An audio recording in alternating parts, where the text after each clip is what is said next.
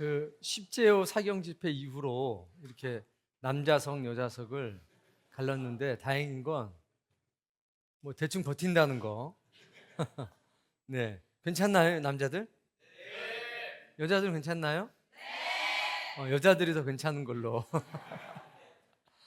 이건 저기 지금부터 30분 일단 시간을 체크해줘가지고 30분 되면 연락을 해주세요. 이게 1부, 2부가 40분씩으로 이렇게 돼 있어서 미혼 질문과 기혼 질문으로 나눠져 있더라고요. 그래서 이제 미혼 질문부터 40분 시작하도록 할게요. 미혼 손 들어봐요. 그러면 우리 주일학교 애들도 다 들어요. 나 미혼이다 이거지. 맞아요. 이제 조심해. 기혼 손 들어요 할 때 따라 들면 안 돼요. 그래서 이제 결혼에 관한 질문들이 대부분 많아요. 그래서 먼저 체크된 것들 먼저. 교회 내에서 연애하는 거 꼭 공개적으로만 해야 하나요? 결혼까지 확신이 되지 않는 경우엔 비공개적으로 이 사람 저 사람 만나봐도 되지 않을까요? 도대체 얼마나 만나려고? 근데 아마 우리 교회 온 지 얼마 안 된 자매의 질문인 것 같아요. 그래서 이 질문 하나 하고, 상대방이 기독교인데 상대방 집안은 기독교가 아닐 때 연애 결혼을 고민해 봐야 하냐? 상대방 집안은 기독교인데 본인은 안 나간다. 어떻게 해야 되냐? 이런 질문이 있고요.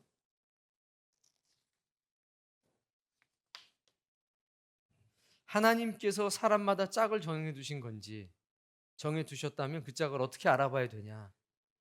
이런 질문이 있어요. 제일 큰 질문부터 이제 하나 해볼게요. 자, 결혼을 해야 돼요? 안 해야 돼요? 결혼해야 된다. 결혼을 왜 해야 되는지 지금부터 옆에 분들과 이야기를 해보세요.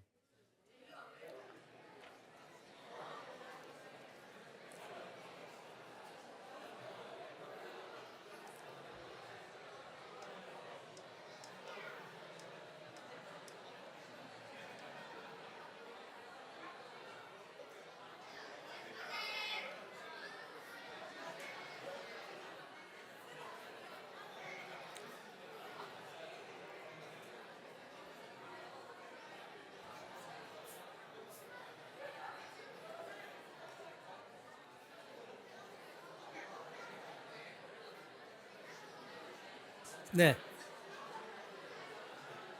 네, 됐어요. 이제 그만하셔도 될 것 같아요. 좀 확인 좀 잠깐 해볼게요. 이게 이렇게 열정적으로 할 이야기인가요? 뭐 상이 있대요. 상이 있다고 그래서 잘하면 상도 줄게요. 많더라고요. 자, 여기에서 결혼을 해야 된다 손 들어보세요.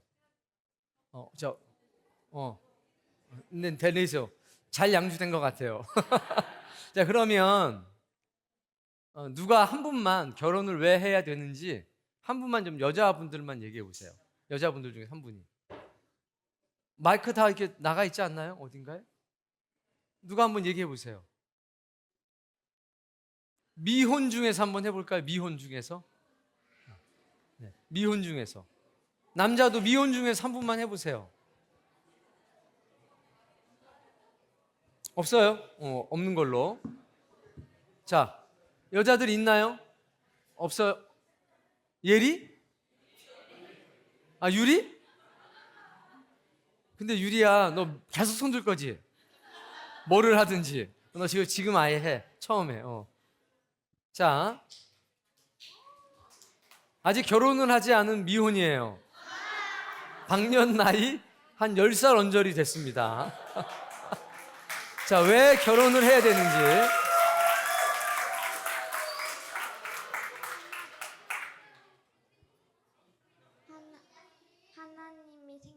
생육하고 번성하라고 복을 주셔서. 맞아요. 좋은 배우자를 만나기를 꼭 바래요. 그럼 이거 좀 누가 얘기를 좀 해보시죠. 그렇게 열정적으로 얘기를 하시더니 도대체 결혼을 왜 해야 되냐는 거예요. 이거 굉장히 본질적인 질문이에요.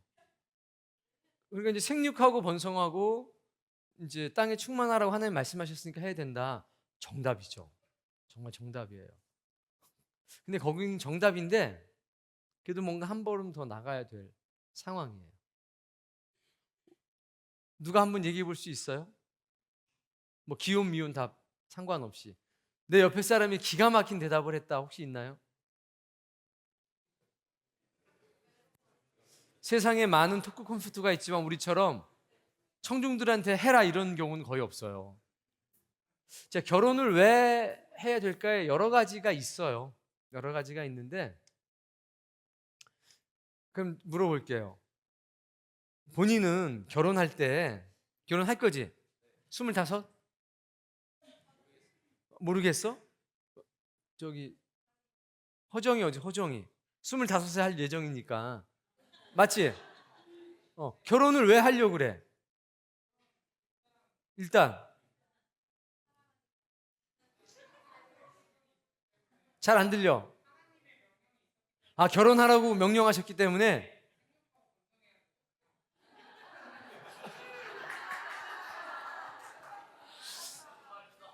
우리가 너무 그렇게만 가면 사람들이 오해해요.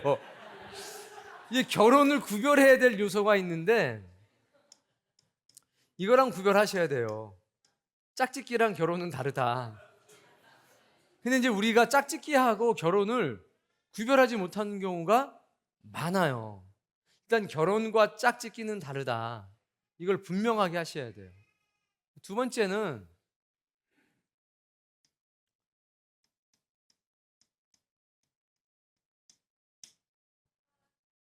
예를 들어서 하나님이 결혼하라고 그러셨다. 요거는 맞는 얘기인데 하나님께서 결혼의 대상자까지 이렇게 딱 정해주시지는 않아요. 이제 우리한테 맡기신 거거든요. 그래서 결혼하려면 꼭 이게 따라와야 돼요. 뭐요? 목사님이 정해주시면 제가 그 사람하고 결혼해. 절대 이러면 안 돼요. 왜? 짝짓기가 아니니까. 결혼은 요 사랑이라고 하는 이게 필수적이거든요. 그래서 이제 요게 뭔지가 또 중요한 거예요. 사랑이 뭔지. 그 정의가 중요하다는 거예요. 결혼에 대한 정의. 그리고 사랑에 대한 정의. 연애에 대한 정의. 이런 정의, 즉 기준이 분명해야 하나하나 잘 해나갈 수가 있어요. 지금 결혼하신 분들 손 한번 들어보세요. 여러분들이 하나님의 명령이니까 결혼을 했나요? 그런데 이제 애들한테는 하나님의 명령이니까 결혼해라 이렇게 된 거예요. 그러니까 우리가 결혼했을 때 뭔가 그런 상황이 아닌 상태에서 결혼을 한 거예요. 그러니까 우리 자녀들은 뭔가 좀 정리된 기준을 가지고 이런 과정들을 겪게 되면 훨씬 복된 거죠. 정말 복된 거예요. 오늘이 좀 그런 시간 됐으면 좋겠습니다. 제가 이제 토요일에 잠깐 했는데 이게 굉장히 중요하거든요. 정의를 내릴 때 그 정의가 명제가 돼야 돼요. 참인가? 거짓인가? 요거를 정확하게 해나가면 굉장히 무언가를 판단하는데 실제적인 도움이 많이 됩니다. 자, 결혼을 해야 되냐 말아야 되느냐 할 때 우리는 어떻게 대답하냐면 해야 된다. 당연히 해야지. 예스를 하는 거예요. 그러면 결혼하는데 왜 결혼을 해야 되냐라고 했을 때 아까 말한 것도 있지만 이렇게 사랑이라고 하는 결혼할 대상자랑 사랑해야 되지 않나요? 확실해요? 남자들한테 물어볼게요. 사랑해서 결혼해요? 짝짓기 하려고 결혼해요? 나중에 이제 어른들만 남겨놓고 이제 좀 이야기를 하려고 그래요. 그 사랑.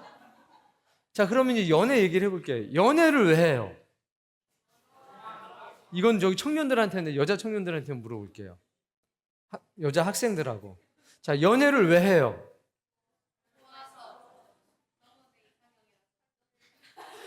그러니까 짝짓기 하려고 연애하는 거예요? 그럼 결혼하려고 연애하는 거예요? 맞아요. 결혼하려고 연애하는 거예요. 짝짓기 하려고 연애하는 게 아니라.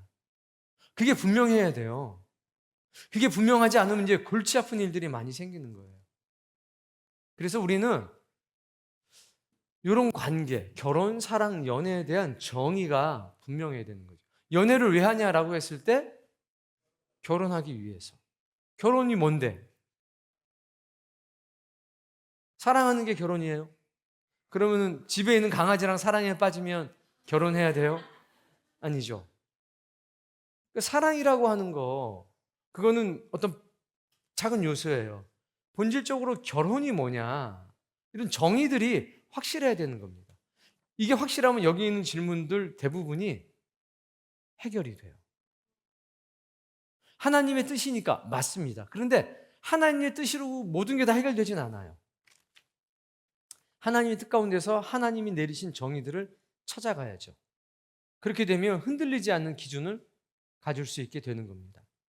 결혼을 뭐라고 정의하셨냐면 창세기 3장 말씀을 볼게요.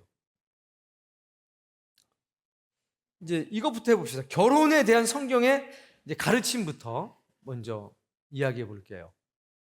결혼에 대한 성경의 가르침. 자, 먼저 고린도전서 7장 38절을 보겠습니다. 읽어보세요.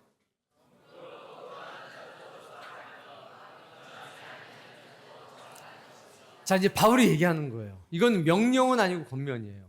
뭐라고 얘기하냐면 결혼에 대해서 결혼하면 잘하는 거야. 근데 안 하면 더 잘하는 거야. 라고 얘기를 했어요. 어떻게 동의하십니까? 비동의하십니까? 동의하는 사람. 비동의하는 사람. 왜 비동의해요?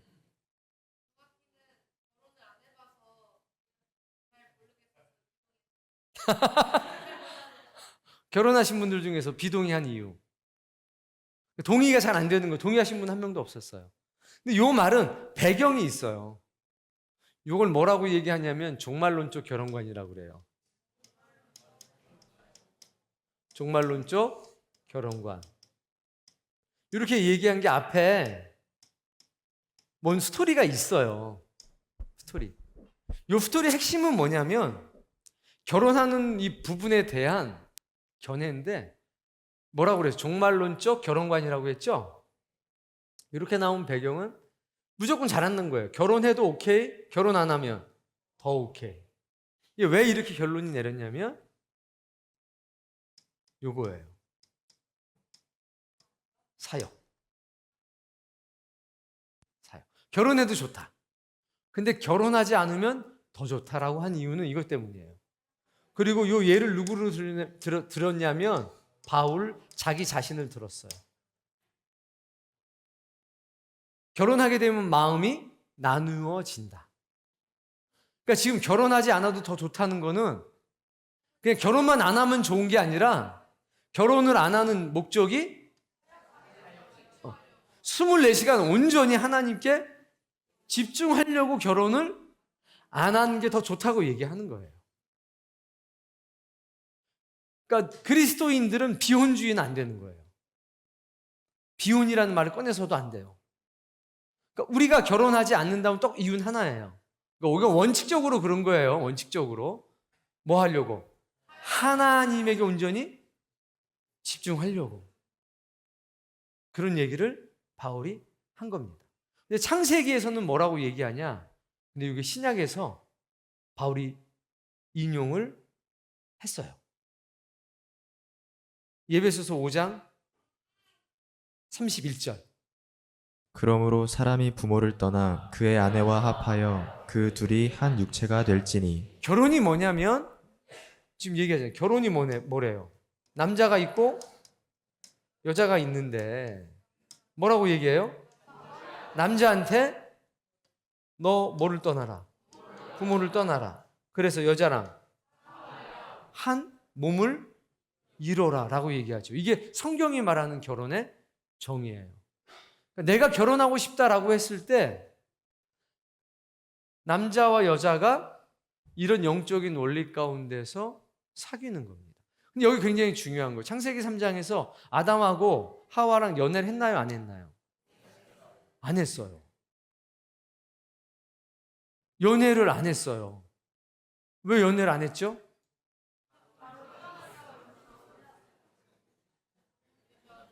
여러분, 성경적으로 결혼하려면 연애를 하지 말아야 돼요.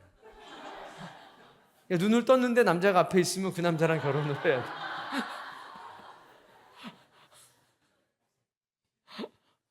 눈을 떴잖아요. 하나님이 데리고 이제 오셨단 말이에요. 왔는데 어떤 남자 하나가 있었죠. 생전 처음 보는 남자였어요. 근데 그 남자도 그 여자를 알아봤고 그 여자도 남자를 알아봤죠. 그리고 바로 결혼을 했어요. 눈 감았다 떴는데 누가 보이면 그 사람하고 결혼하는 게 성경적이다. 재밌는 말씀이에요. 연애라는 과정이 생략돼 있죠. 뭔가를 보여주시려고 하는 거예요. 그러니까 결혼의 목적에 대해서 우리가 이렇게 메시지를 던지는 거죠. 자, 근데 재밌는 말씀이 이제 이어져요. 32절. 크도다. 자, 뭐가 크대요? 결혼이 뭐라고 얘기하냐면 이거 비밀이에요. 지난번에 아마 요 얘기 하다가 다음번에 하겠다고 그랬을 것 같은데 이게 비밀이에요. 기혼자들의 질문 중에 이 얘기가 많아요. 엄청 많습니다. 요 뭐가 커요? 비밀. 그래 놓고 나서 이렇게 말씀하십니다. 그러나 너희도 각각 나는 그리스도와 교회에 대하여 말하노라. 분명히 남자 여자가 결혼하는 건데 바울이 뭐라고 얘기하냐면 나는 교회와 그리스도에 대해서 말한다라고 얘기해요. 뜬금없이. 그러니까 결혼은 남자랑 여자랑 하는 건데 바울은 뭐라고 그러냐? 이건 예수님과 교회의 관계다 라고 얘기하는 거죠. 그게 비밀이라는 거예요. 그리고 다시 이어서 이렇게 얘기합니다. 읽어보세요. 그러나 너희도 각각 자기의 아내 사랑하기를 자신같이 하고 아내도 자기 남편을 존경하라. 모니터에 글씨가 너무 커서 잘려요. 네. 그리고 나서 다시 남자 여자 얘기로 들어와요. 들어와서 뭐라 그러냐면 남자한테는 아내를 뭐 해라? 뭐 하라고요? 사랑이라. 누구처럼? 자신을 사랑하는 것처럼 사랑하라고 딱 말씀해요. 아내는 자기 남편을 존경하라. 여자는 뭐요? 존경. 이게 이제 뒤에 질문도 나옵니다. 그럼 내가 여자예요. 내가 여자면 남자를 볼 때 뭐부터 봐야 돼요? 내가 이 남자를 존경할 만한가를 먼저 봐야 되는 거라. 뭐 내 취향인데 비성경적이다. 남자들을 봐봐 이쪽에 이제 다. 자, 저기서 막 이성적으로 끌려 내가. 이성적으로 끌려. 그럼 짝짓기야. 막 이성적으로 쟤 보자마자 와 오빠 막 이건 짝짓기야 짝짓기. 멋진 개 한 마리가 지나가면 온 동네 개가 다 따라가는 거랑 똑같아. 짝짓기. 내가 저 사람을 뭐 할 수 있나? 평생을 존경할 수 있나? 이 생각을 해야 되는 거예요. 남자들은 이 여자가 방구를 껴도 내가 사랑할 수 있나? 평생을 이 생각을 먼저 한번 해봐야 되는 거예요. 나중에 좀 바뀌겠지요, 당연히. 그러나 그런 생각을 가지고 이성을 만나야 된다는 거지. 내가 이 남자를 뭐 할 수 있나? 존경할 수 있나? 내가 이 여자를 짝짓기 할 수 있나? 이게 아니라 잘 들어야 돼, 너희들. 내가 이 여자를 뭐 할 수 있나? 사랑할 수 있는 이런 기준이 있어야 돼요. 그러니까 지금 얘기 몇 가지. 결혼에 대한 정의가 뭐예요? 예수님과 교회의 관계라고 하는 게 결혼 안에 들어가 있어. 그리고 직접적인 건 남자가 부모님을 떠나서 여자와 한 몸을 이루는 게 결혼이에요. 이 얘기를 제가 좀 이따 해드릴 거예요. 그래서 남자의 결혼관과 여자의 결혼관은 조금 다르다. 조금 다르지만 그 똑같은 조금 다른 남자가 부모님을 떠나서 여자와 하나가 된다는 그런 동일한 가치관을 가지고 있어야 돼요. 그리고 그게 온전해지려면 교회와 예수 그리스도의 관계를 확실하게 알아야 되는 거죠. 다시 결혼했으면 좋겠던 사람 손 한번 들어봐요. 내가 이런 기회가 준다면 나는 한번 정식으로 이런 과정을 거쳐서 다시 한번 결혼해야 돼. 손 한번 들어봐요. 이거 다 손 들어야 되는데. 지금 남자가 마음에 안 든다 이런 게 아니라 내가 정말 다시 한번 인생이 주어진다면 정말 이렇게 한번 결혼해보고 싶다니 그걸 물어보는 거예요. 그러니까 어려서 배워야 되는 거예요. 어려서. 결혼한 다음에 배우면 속만 터져요. 네. 그래서 오늘 이 이야기를 좀 해볼게요. 자, 그러면 이제 여기 질문들을 이제 보도록 하겠습니다. 결혼을 꼭 해야 되나요? 해야 돼요. 자, 해야 되는데 어떻게 해야 돼요? 잘해야 되는 거죠. 하나님이 정해놓으신 그 절차를 따라서 자, 이제 봐봐. 이제 부모님들한테 물어보는 거예요. 부모님들한테. 자, 엄마나 아빠가 결혼하라고 그래서 결혼했다. 손 들어봐요. 있어요. 높이 들어요. 자, 이쪽 줄. 손 들어봐요. 한 명 있고. 나머지 분들은 다 자기 책임이에요. 자, 여기 한 분 계시고, 두 분 계시고, 여기 손 들어봐요. 없고, 손 들어봐요. 없고, 있고, 네. 이게 손든 사람이 달라요. 손든 사람이 달라요.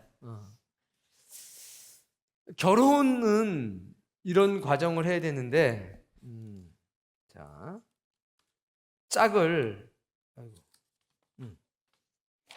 하나님께서 사람마다 짝을 정해두셨다면 그 짝을 어떻게 알아봐야 되는 건지에 대해서 정답은 없습니다. 그러나 제가 여러분에게 말씀드리고 성경을 통해서 본다면 정해진 짝이라고 하는 것은 단순해요. 내가 이 여자를 끝까지 사랑할 수 있는지. 네가 동의 안 되니까 굉장히 내가 무섭다. 엄마하고 아빠가 생각이 나서. 그리고 여자 입장에서는 내가 이 남자를 끝까지 어떤 상황 속에서도 존경할 수 있는지를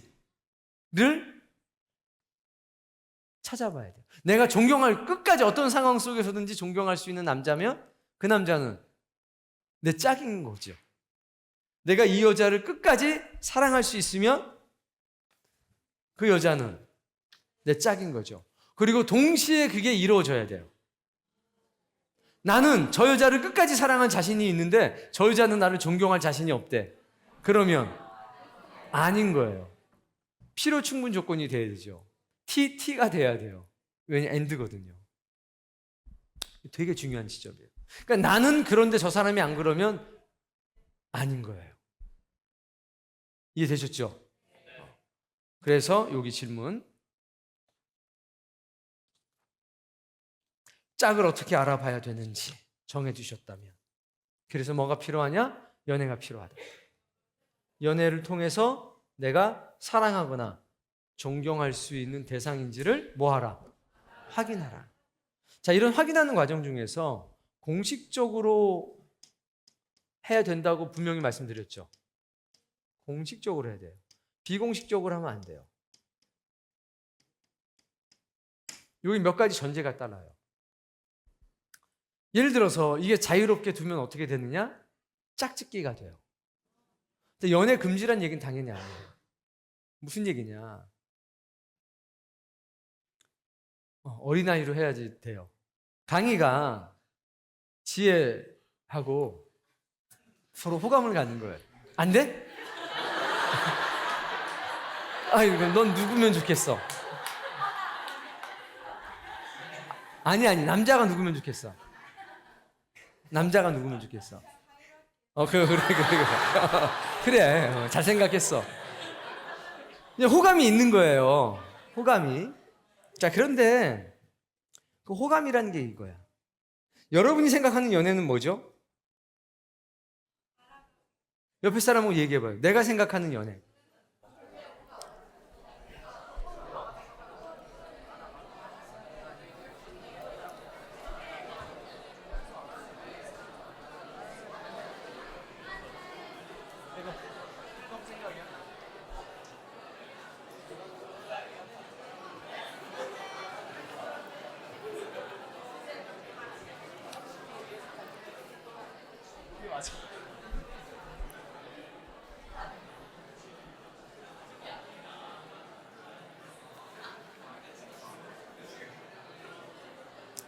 연애는 요새는 어디 가서 스테이크 먹고 사진 찍고 바닷가 놀러 가고 그게 아니에요.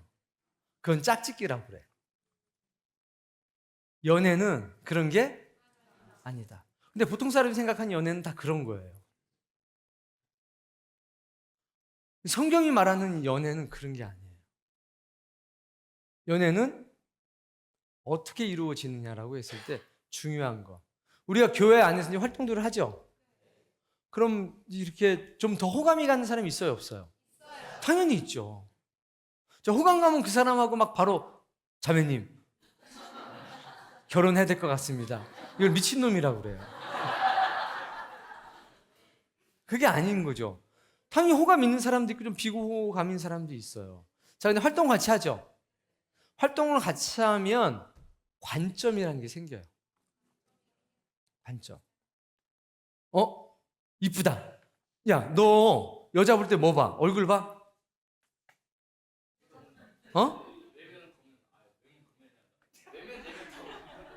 그건 외면을 본다는 거 아니야.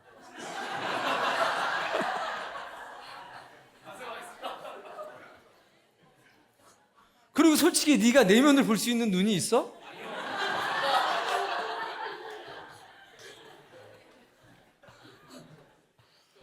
그러니까 연애라고 하는 것을 짝짓기랑 혼동해서는 안 돼요. 동물의 왕국 보세요. 스컷이 양컷을 유혹하려고 온갖 쇼를 다 하죠. 그거 왜 해요? 짝짓기 하려고 하는 거잖아요. 근데 여러분이 하는 행동이 그래서는 안 된다는 거죠. 그러니까 교육을 받아야 돼요. 그러니까 연애하기 전에 우리가 그냥 일상적으로 부딪히면서 여러분의 의식 구조를 바꿔야 돼요. 강희가 지혜랑 좀 호감이 있어요. 찾아가서 지혜야 우리 한번 사귀어보자 이런 말 하지 말라는 거지. 그냥 만나. 자연스럽게 쭉 만나는 거야. 지혜도 만나고 은혜도 만나고 사랑이도 만나고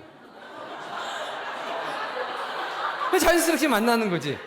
부서 활동하면서 중요한 거는 그냥 만나는 거야. 자연스럽게. 그런데 꼭 요즘에 친구들을 보니까 정해. 야, 너랑 나랑 뭐 1일이다. 이런 거 하지 말라는 거지. 그냥 둘이서 밤에 만나지 말고 같이 그냥 만나라는 얘기예요. 제 얘기는. 이해가 돼요? 그래 만나는 거예요. 셋이서도 만나고 넷이서도 만나고 1대1로 만나지 말아라. 뭐 하지 말아라? 1대1로 만나지 말아라. 자연스럽게 만나라는 거지. 그렇게 1년, 2년 만나다 보면 이제 정리가 돼.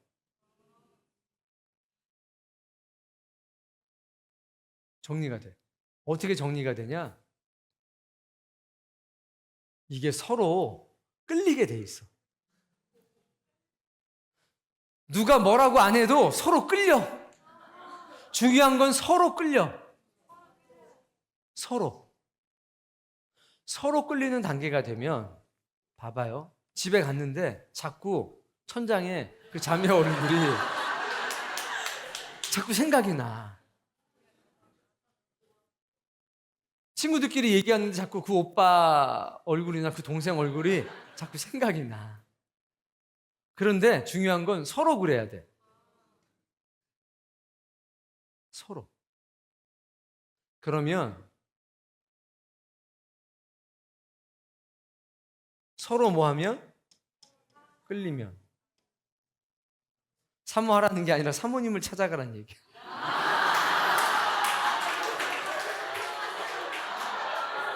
이상하게 생각하지 말고요. 면담을 하는 거야. 여기서부터가 중요해요. 지금 우리는 정식 절차는 이 정식 절차예요. 이게 지금까지 쭉 그래 왔어요. 그래서 우리 교회 사고가 안 난 거예요. 사건 사고가. 자, 그럼 이제 사모님한테 가서 서로 좀 끌리는데 좀 진지하게 만남을, 이때는 1대1로 만나도 괜찮아. 그전에는 안 돼. 안 돼도 뭐 기어코 만나는 애들이 있긴 하지만, 그럼 여기서부터 중요한 거예요. 여기서부터가. A하고 B가 진지하게 사귀어 보기로 했습니다라고 얘기를 해요, 우리가 다. 그런데 사귀어 봤더니 내가 존경이 안 돼. 그러면 자연스럽게 헤어지는 거예요. 10명을 그렇게 만나도 괜찮다. 안전하다. 그렇게 100명을 만나도 괜찮다. 이건 당연한 거다. 그냥 보세요. 그냥 이렇게 활동하면서 느꼈던 좋은 감정과 내가 이제 이 사람하고 평생을 같이 살아야 된다는 감정은 전혀 다른 거예요. 그러니까 연애는, 우리가 얘기하는 연애는 요게 연애야, 이제. 이때부터 정식으로 보고하고 하는 것. 이러면 안전하고 건전해. 그리고 확실하고 분명히. 그렇게 3개월이 됐든 6개월이 됐든 1년이 됐든 지나가. 그런 과정에서 그 감정이 깊어지기도 하고 그 감정이 멀어지기도 해요. 그 사람이 나빠서 그런 게 아니라 결혼의 대상으로는 아닌 거지. 좋은 사람이라도. 그냥 좋다고 무조건 결혼하면 이게 복잡해요. 이게 정말로. 이 관계를 잘 지켜서 해라. 그러니까 연애는 뭐다? 결혼을 위한 과정이다. 그래서 그 과정은 문을 10개든 20개든 100개든 계속 두들겨 봐야 되는 거예요. 그래서 내가 저 사람을 끝까지 존경할 수 있을까? 이걸 확인해 가는 거예요. 내가 저 사람을 끝까지 사랑할 수 있을까? 이런 걸 뭐예요? 확인해 나가는 거예요. 그게 연애예요. 그렇게 하시라. 됐을까요? 여기까지 한번 결혼까지 확신이 되지 않을 경우, 그러니까 둘이 와가지고 목사님, 사모님, 우리 둘이 결혼하겠습니다. 이렇게 오면 안 된다는 거지. 자기들끼리 다 하고서 와서 통보를 안 된다는 거지. 재환이 괜찮아.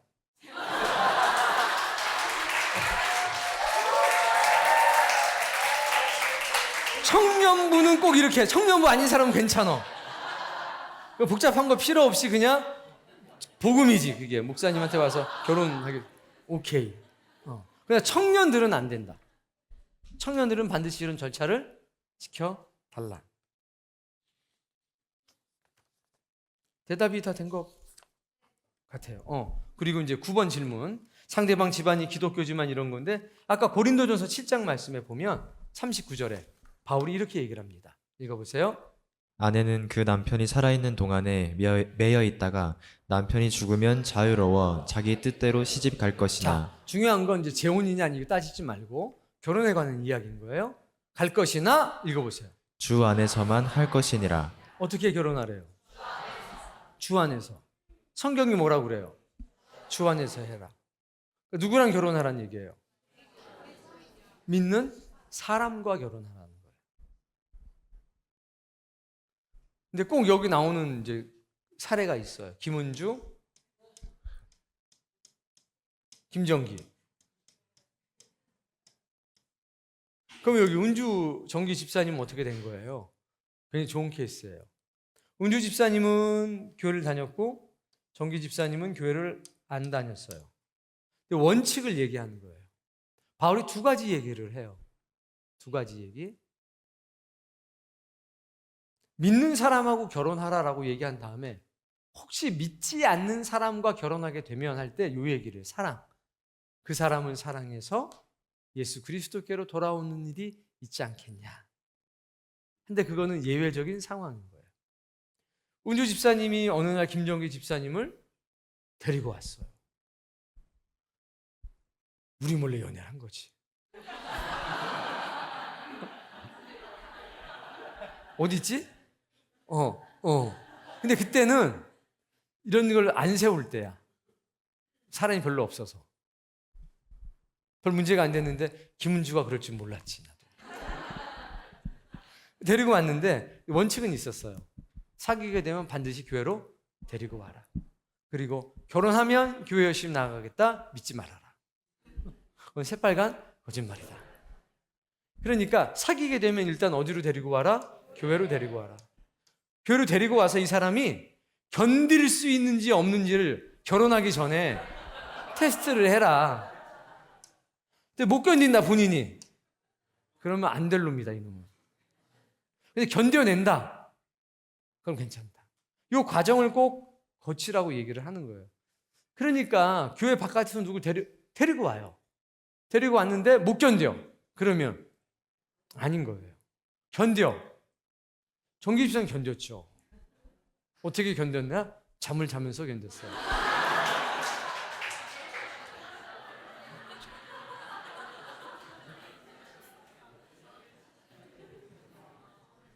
그런데 시키는 대로 다 하는 거죠. 잠을 자면서도 시키는 대로 다 해요. 아내가 와라 그러면 오고, 그러니까 그때는 연애 대상자였지만 오라면 오고 가라면 가고. 그래서 김문지 집사 좀 위험하긴 했어. 그 기간이 너무 짧았어.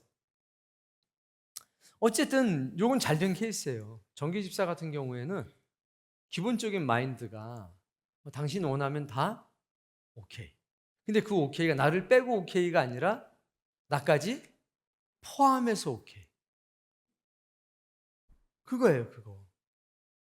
당신은 교회 가도 되고 나만 건들지 말아줘.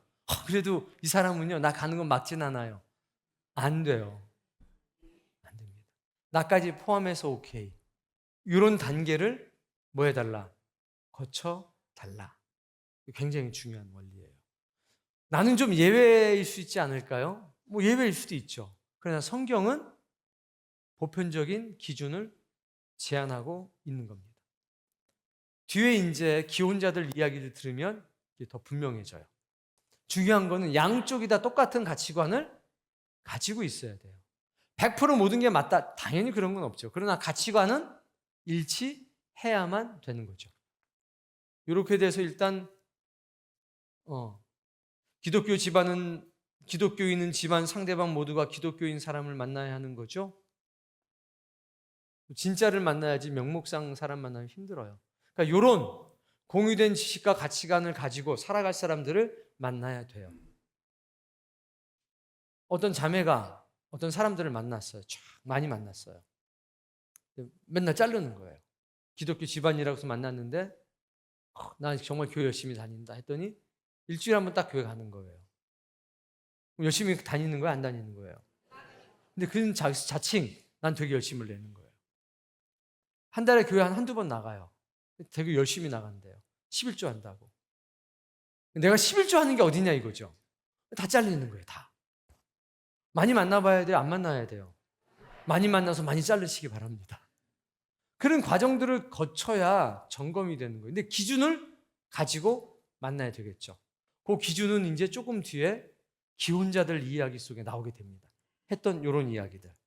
자, 여기까지 자신들이 느낀 것들 한번 이야기해 보시고 질문 있으면 체크 한번 해봅시다.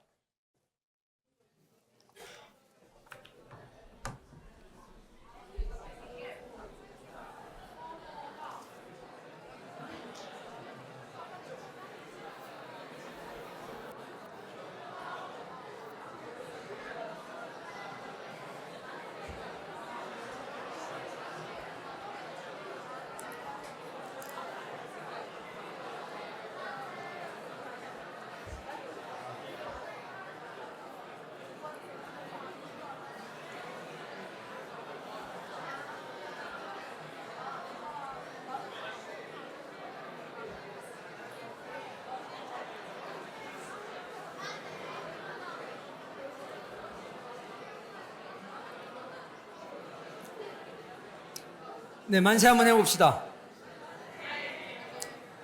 제가 관심 있는 친구가 있는데 신앙은 안 해요. 신앙은 해요. 신앙생활 해요. 교회 등록 안 했어요. 연락 계속하고 싶은데 부담스러워서 못하겠고 놓치긴 너무 아깝고 어떻게 해야 될까요? 왜 이런 고민을 하죠? 존경할 만한 사람인가요? 그러면 목숨 걸고 쫓아다니세요. 그렇지 않은가요? 세상의 절반은 남자예요. 여자 같아요. 느낌이 그래요. 좋아하는 사람이 2명이에요. 한 명을 딱 정해야 못 정하겠어요. 좋아하는 사람이 2명인 경우 어떡하나요? 요건 짝짓기 하고 싶어서 그런 거예요. 그러니까 내가 사랑할 수 있는지, 내가 존경할 수 있는지. 그럼 내 감정만 중요한 건가요? 서로 나타나야 되는 거거든요. 보통 여자가 남자한테 고백하면 좋거나 싫다나 반응이 있는데 아무 반응도 없는 건 무슨 경우인가요? 그거는 저기 결혼한 언니들한테 가서 물어보면 정확하게 알려줄 거예요. 그러니까 좋아한다고 말하는 것 자체를 하지 말아라. 그거 하지 말아라. 서로 남자든 여자든 하지 말아라. 오랜 시간 지켜봐 보면서 자연스럽게 가까워지게 돼 있다. 제일 바보 같은 게 나 너 좋아해요. 남자들은 예쁜 여자 좋아하나요? 100%. 아니 매력 있는 여자를 좋아하나요? 매력 있는 여자 안 좋아해요. 이쁜 여자 좋아해요. 쟤도 이쁜 여자 좋대잖아요. 남자들은 100% 누굴 좋아한다? 저 여자는 안 이쁜데요? 지 눈에는 이쁜 거예요. 그냥 우리는 달라요. 우리는 달라요. 어떤 여자를 찾느냐? 사랑할 수 있는 여자. 사랑의 정영정이 중요하겠죠. 재밌는 게 많이 있습니다. 7번. 궁금한 청년이 있는데 사역도 많이 하고 하는 일도 많이 해서 너무 보는 눈이 많습니다. 어떻게 조용히 다가갈 수 있을까요?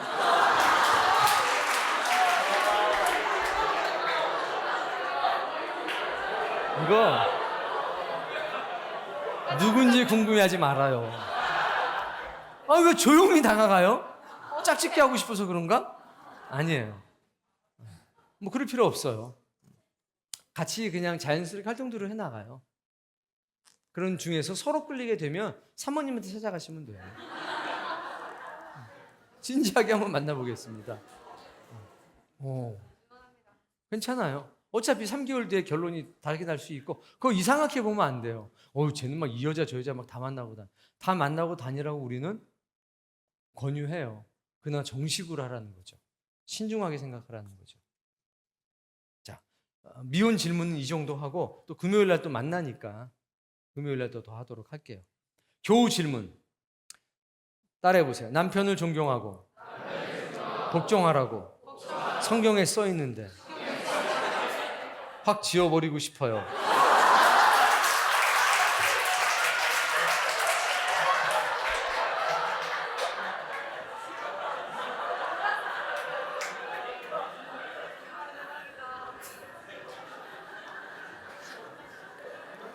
그렇게는 안 돼 있어요.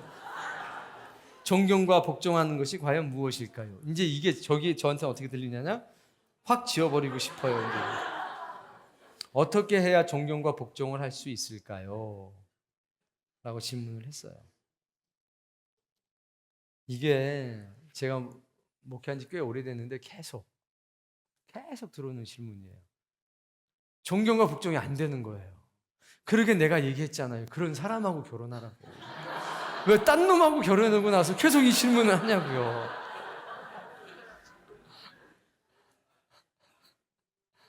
웃자고 하는 얘기예요. 이 앞에 존경과 복종이 있었잖아요. 그러니까 결혼이라고 하는 게 잘해야 되는 거예요. 먼저 이게 굉장히 중요한데 결혼은 일단 기본적으로 남자의 책임이 커요. 성경적으로는 남자의 책임이 큽니다.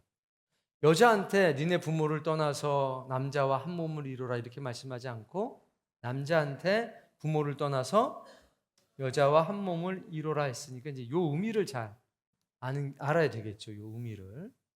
자, 요게 잘 되면 지금 질문이 여자가 남편을 뭐 해야 되죠? 존경해야 되죠. 그리고 또 복종하라고 그랬잖아요. 근데 여기에는 꼭 뭐가 나오냐면 그리스도와 교회의 관계가 있단 말이에요. 결혼 생활은 요게 있어요. 그러니까 예수님과 교회의 관계에 대한 이해가 없는 사람은 결혼하면 안 돼요. 왜? 짝짓기만 하려고 들 테니까. 그래서 그리스도와 교회의 관계를 정확하게 이해해야 되는데 물어볼게요. 교회가 커요? 예수님이 커요? 왜 큰지 얘기해 봐요.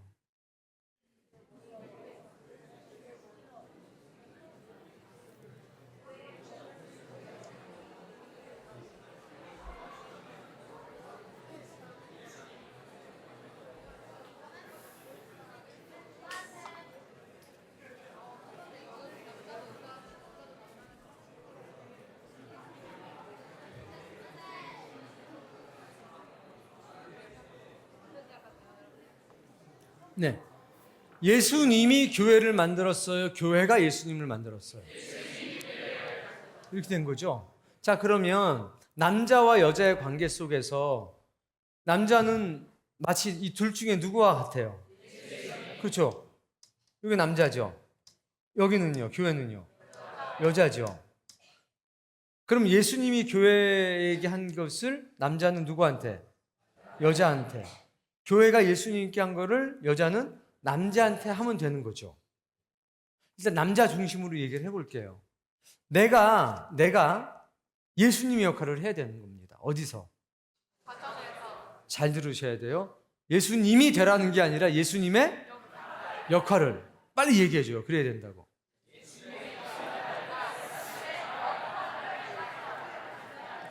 여러분 아버지한테 빨리 얘기를 해줘야 돼요. 확실히 알았죠? 물어볼게요. 자, 25세 결혼하기로 예정되어 있는 분들 손 한번 들어봐요. 우리 당신들은 25살에 예수님이 교회를 사랑한 것처럼 한 여자를 사랑할 준비를 해야 되는 거예요, 지금부터.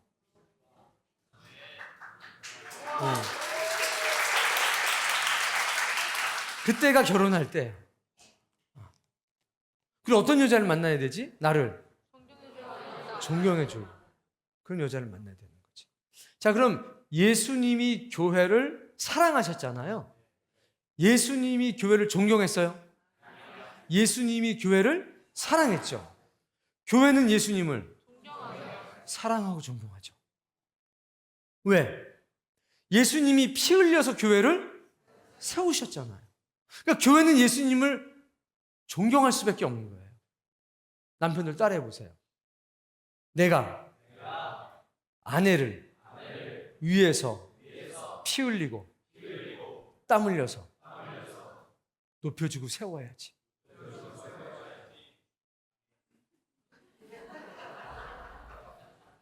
그게 사랑이에요. 짝짓기 하는 게 사랑이 아니라 내가 내 아내를 뭐 하려고? 높이고 세우는 거예요. 예수님이 교회를 위해서 완전히 헌신하고 완전히 희생했던 것처럼 내가 이 여자를 위해서 완전히 희생하고 완전히 헌신하는 거예요.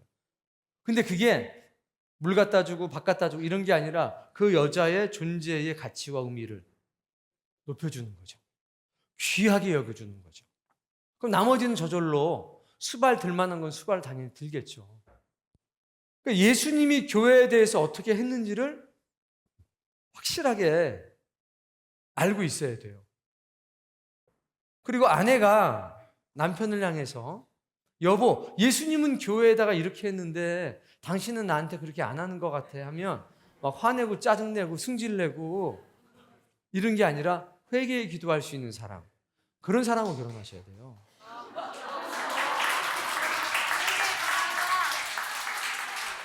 목사님, 그런 사람이 있어요? 그런 사람, 그렇게 될 자신이 준비가 되고 있는 사람 손 들어봐요.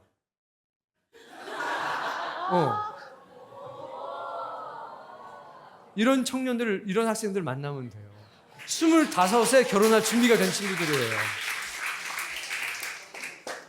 근데 이 교육을 누가 해야 되냐?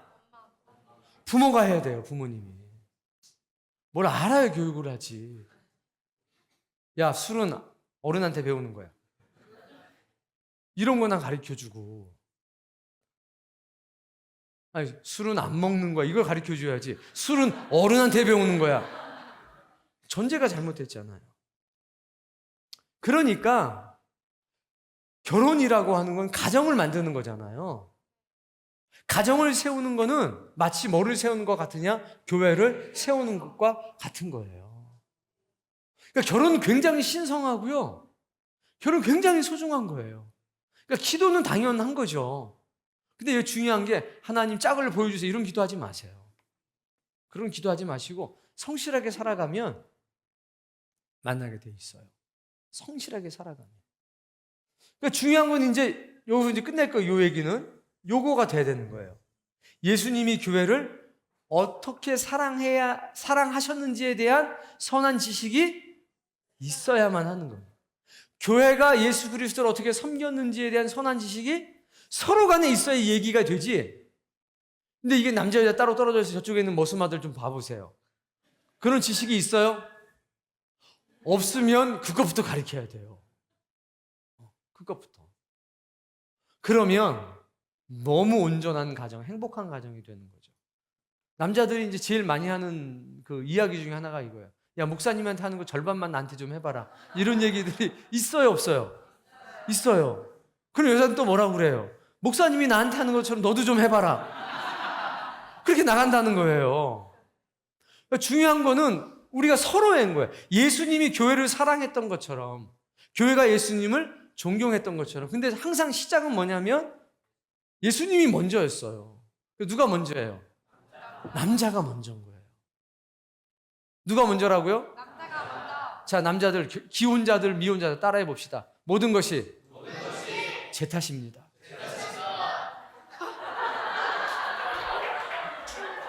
자, 서로 좀 얼굴 보면서 좀 편안하게 좀 격려해주고, 네. 진정한 남자들의 미워합니다.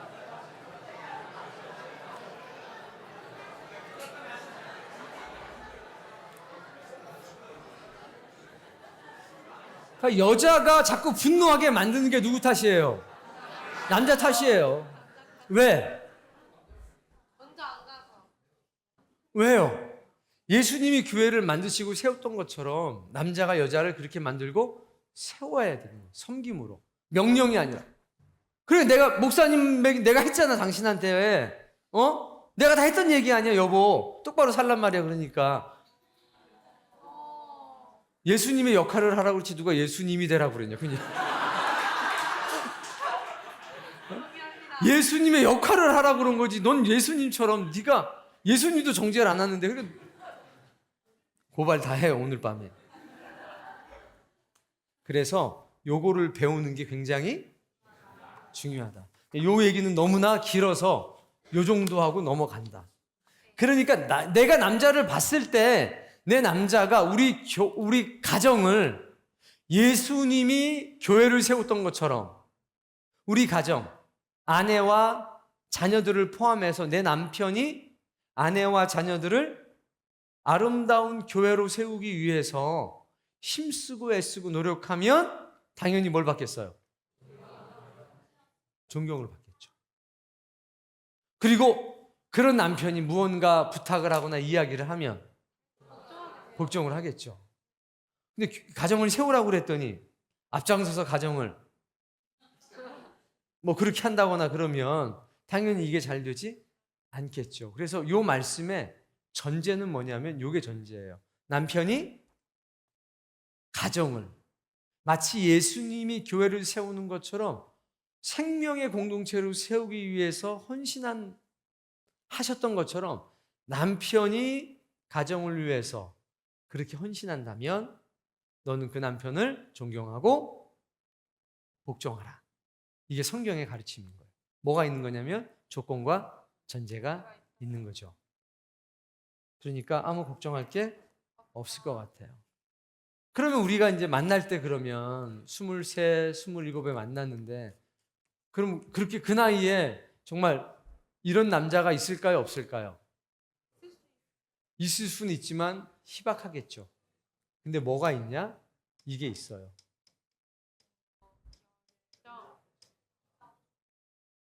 이걸 어떻게 하냐? 주님을 향한 거룩한 열정이 몸에 배어 있는가를 보면 돼요.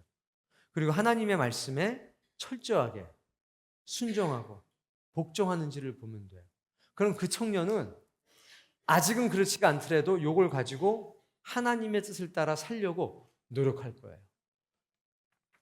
그러면 이렇게 만들어져 가고 세워지는 거죠. 여러분 남자들이 잘 기억해야 될 게 여자가 완벽한 남자를 원하질 않아요. 절대로. 근데 어떤 남자를 원하냐? 존경할 만한 남자를 원해요.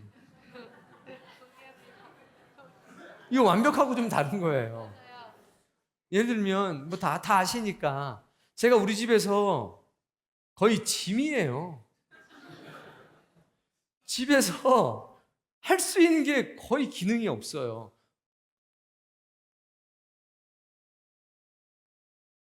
갔구나. 그런데 제가 집에서 무시는 안 당하거든요. 왜 그럴까요?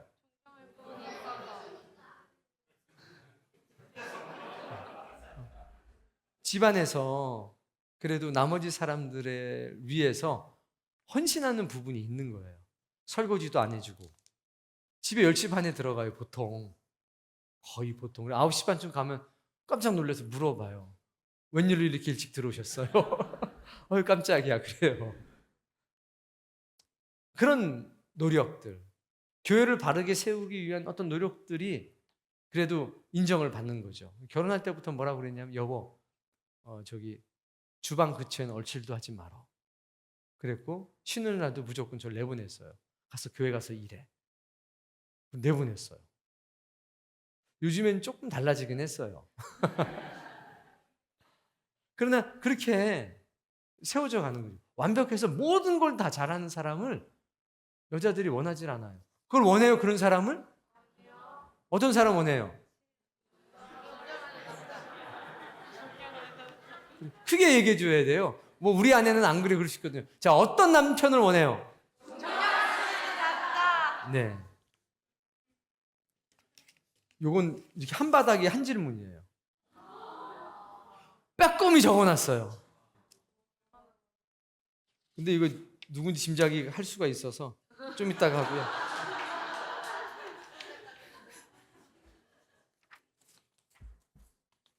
결혼 생활이 힘들고 어려운데 왜 꼭 결혼을 해야 하나요? 결혼을 해야만 직분이 주어지거나 하나님 앞에 바르게 사는 것인가요? 그렇진 않죠. 그럼 바울처럼 살라는 거죠, 제 얘기는. 결혼하지 않아도 사도가 있었잖아요. 바울은 결혼하지 않은 사도고 나머지는 대부분 다 결혼을 했었어요. 결혼 생활이 힘들고 어려운데 왜 해야 되나요?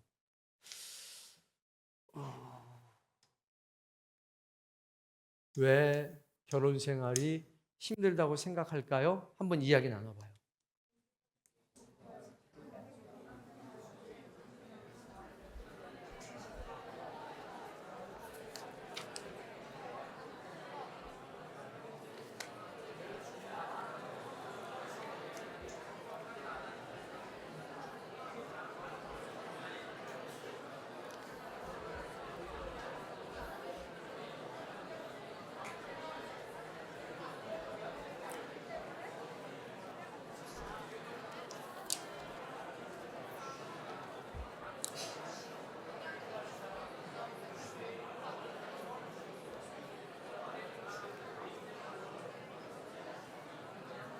네.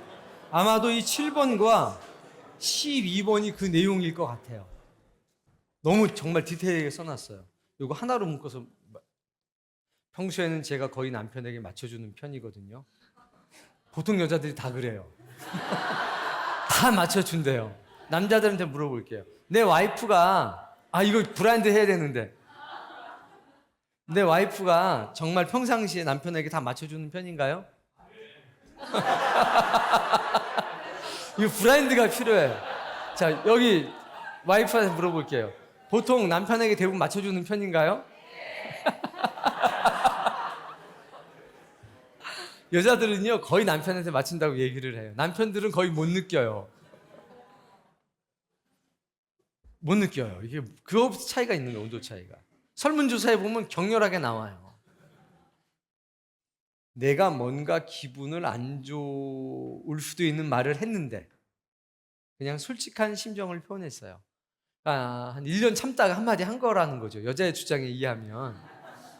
솔직하게 그냥 힘들어서 힘들다고 얘기했고 짜증나서 짜증난다고 얘기한 거예요. 솔직하게. 평상시에는.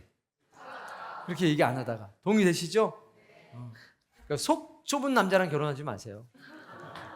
결혼 처음부터.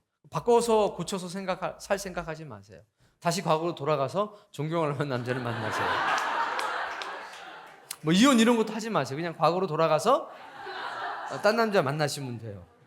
자, 상대방은 당연히 화를 냈죠. 화 내요 안 내요 여러분들? 남자들 1년에 몇 번 내요? 자, 손 들어봐. 나 1년가에 한 번 정도 낸다. 손. 정기집사 한 번. 좋았어.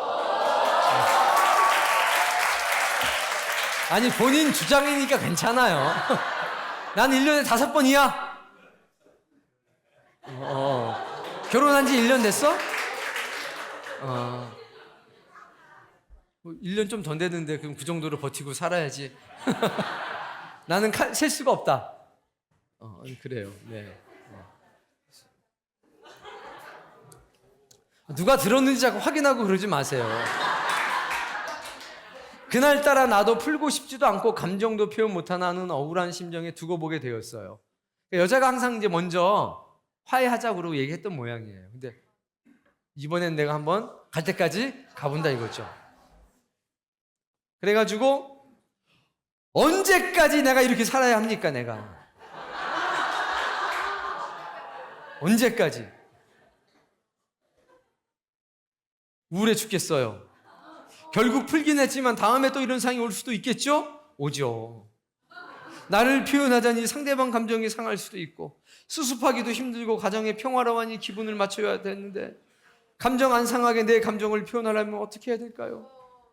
결혼 생활 3, 40년은 이렇게 하는 것도 괜찮을까요?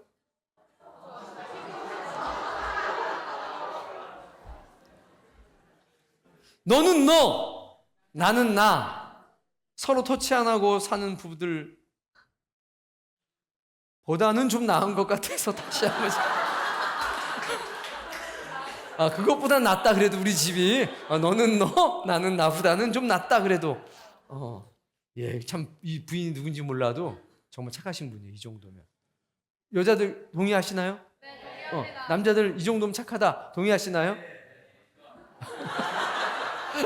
별로 동의 뭐 좀 되긴 하는데 이런 것 때문에 너무 힘들다는 거예요. 이런 걸 자꾸 들으니까 결혼 생활이 힘들다 이런 얘기가 아까 나온 거예요. 이런 얘기를 들으니까.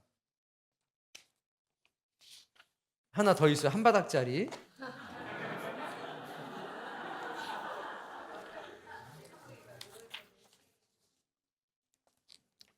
결혼 후 오래 살았어. 이거 밝혀질 수가 있으니까. 결혼 10년이 넘는 부부. 10년이 훨씬 넘어요. 맞벌이 가정. 자, 이거. 그런데 이제 처음에 한 10년 정도를 부인이 이제 집안일을 다 한 거예요. 이것이 문제의 발단이라고 생각합니다. 길을 잘못 들였다는 거죠. 지금은 이제 같이 맞벌이를 해요. 지금은 같이 출근하고 같이 퇴근하고. 남편은 여전히 집안일에 대해 자발적인 태도보다는 지시를 기다리는 편입니다. 동의가 되나요? 동의가 되면 동의를 해주세요. 동의합니다. 또한 내가 너를 도와주는 거다. So funny, so funny. 그러나 종종 도와주는 그 집안일이 완성도가 너무 낮아서 한 번 더 손이 갑니다. 근데 이게 일부러 그런 것일 수가 있어요. 예시 1번 세탁기 돌리기. 무조건 한꺼번에 돌림. 세탁물 구분이 없음. 빨래 개기, 대충 접음.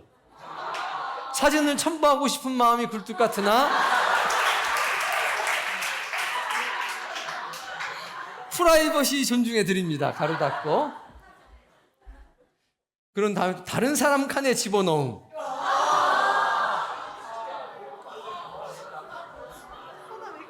화장실 청소 물만 대충 뿌림. 설거지 10개 중에 5개는 음식물 자국이 그대로 남아있어. 지적을 하면 다음과 같이 반응함. 세탁기 돌릴 때 수건은 따로 돌려주면 좋겠다. 나는 그런 건 못해. 설거지 오물 보여주면 또 먹을 건데 괜찮아.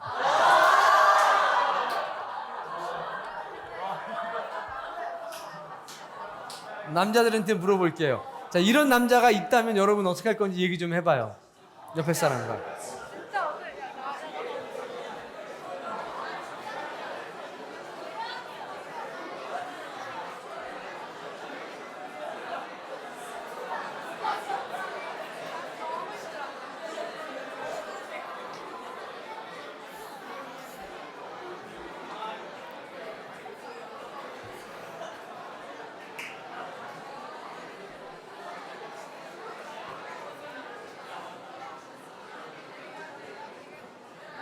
네.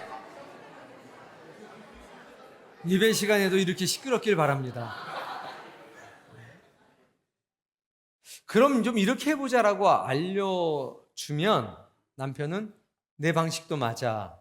시간이 오래 걸리며 단정하게 하려는, 깨끗하게 하려는 네 방식보다 빠르게 끝내는 방식이 더 효율적이고 나한테 맞아. 라고 얘기를 한답니다. 빠르게 대충 정말 좋죠. 누군 그걸 몰라서 이러고 있나요? 뭐 까이거 대충 그냥. 목마른 사람이 우물 파는 심정으로 살림은 점점 제 몫이 되었고 남편은 점점 집안일에서 멀어지게 되었습니다. 퇴근 후 정신없이 움직이는 저와 달리 혼자 여러 개 있는 남편을 보면서 감정이 쌓이고 있습니다. 여자가 남자가 제일 꼴보기 싫을 때가 언제인지 설문조사를 했어요. 너한테 안 물어볼게. 진천 집사님. 언제일까요?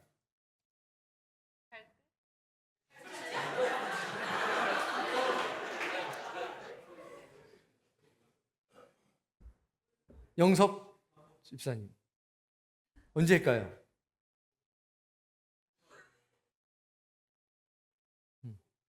핸드폰 볼 때. 창군 씨.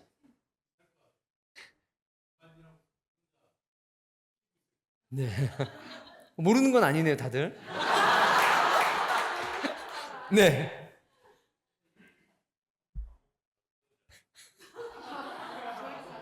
여자들이 소파에 누워있을 때 제일 꼴보기 싫대요. 아주 그냥 가서 확 어떻게 해주고 싶대요. 그리고 소파에 눕지 말고 침대에 가서 누우세요.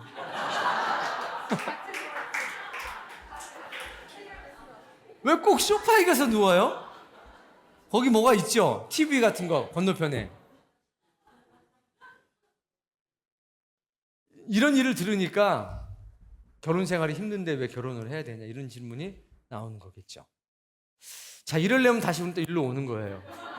예수님께서 교회를 세우시기 위해서 헌신하시고 희생하셨던 것처럼 나도 내 가정을 바로 세우고 내 가정에 생명의 은혜가 넘치도록 노력해야 되는 게 누구냐? 남자의 역할인 거예요. 남자의 역할. 그러니까 우리가 이렇게 부분적으로 지엽적으로 접근하면 뭐 여러 가지 좋은 얘기를 할 수 있겠지만 기본적으로 우린 본질로 돌아갔으면 좋겠다는 거죠. 여기서부터 출발을 하면 이런 문제들이 굉장히 많이 해결이 될 거예요.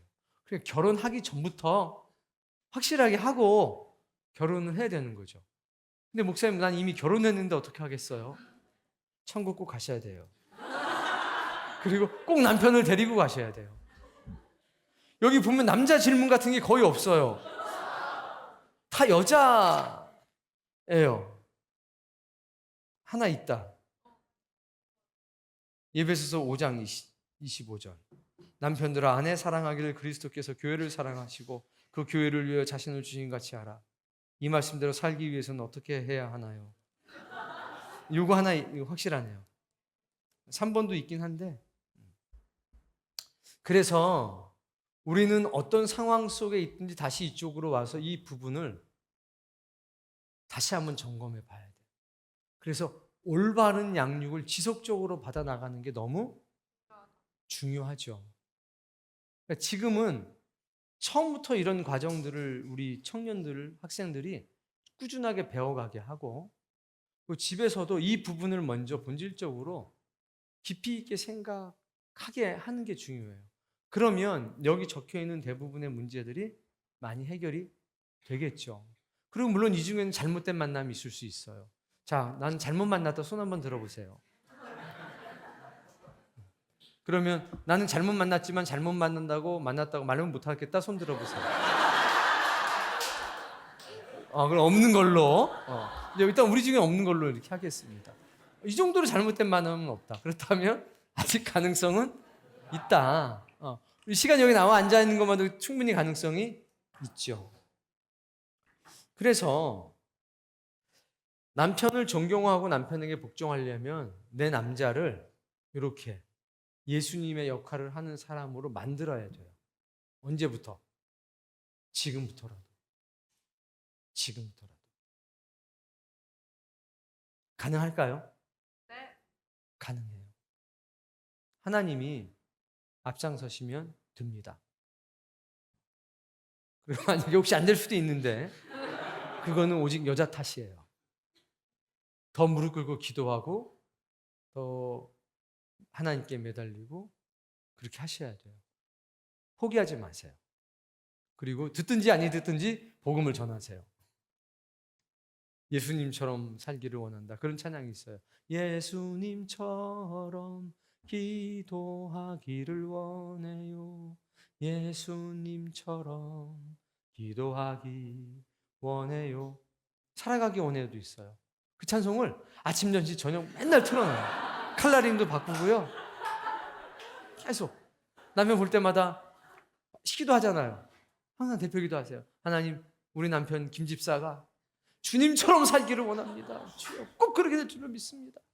얘들아, 목적 기도하자. 계속. 내가 지겨워서라도 이렇게 할 때까지 계속. 그리고 여보, 당신은 할 수 있어. 당신은 주님의 역할을 할 수 있고 우리 가정을 당신이 살릴 수 있어. 난 그렇게 믿어. 3년만 해보세요. 반드시 기도는 역사하는 힘이 있습니다.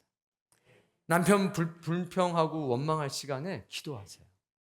그러면 질문이 바뀔 거예요. 이제 결혼하면 너무 힘든 게 많다는데 왜 꼭 결혼해야 돼? 이게 아니라 결혼하면 여자들이 기도를 많이 하던데 왜 그렇게 기도를 열심히 하는 걸까요? 이런 게 질문이 올라오겠죠. 그럼 이제 신랑이 이 모양이라서 열심히 기도를 한다 이렇게 우리가 또 알려주고 은혜스러운 시간이 될 거예요. 요거 하나만 더 해볼게요. 부모를 떠나 아내와 한 몸을 이루라는 말씀을 깨닫지 못한 남편과 살고 있는 마음 둘 곳 없는 아내입니다. 그 덕분에 하나님만 의지하고 살고 있지만 먼 훗날 남편과 둘이 남아 살게 될 때 서먹할 것 같아 미래가 걱정입니다. 어떻게 하면 남편과 먼 훗날 잘 지낼 수 있을까요? 얘기를 해줘야 돼요. 지금 얘기를 해줘야 돼요. 이제 옆에 앉아 있어 안 돼, 너 안 되고 호인이 하고 이제 은혜 학생이 부부야. 이렇게 하면 또 소문 날까봐 그러는 거야 또. 부부인데 만약 은혜가 그런 상황이라면 호인이 남편한테 얘기해 줘야 돼. 뭐라고 얘기해 주냐면 있는 대로 여보, 당신이 계속 그렇게 살면 이제 20년 뒤에는 당신은 아침밥, 점심밥, 저녁밥 혼자 차려 먹어야 되고 나는 자유 부인이 돼가지고 친구들 만나고 교회에서 이렇게 살아갈 수밖에 없어. 라고 얘기를 해주는 게 좋을 것 같아요. 제 생각에는. 그냥 감정 섞지 말고 제발 부탁이니까 감정을 섞지 마세요. 그냥 편안하게 당신이 이런저렇게 살면 20년 뒤에는 이렇게 될 수밖에 없어. 내 생각엔 그래. 라고 솔직하게 얘기를 해주면 좋을 것 같아요. 그럼 뭐 듣든지 안 듣든지 본인이 알아서 판단을 하겠죠. 은퇴한 목사님들을 보면 예상치 못한 미래에 부딪히는 경우가 많아요.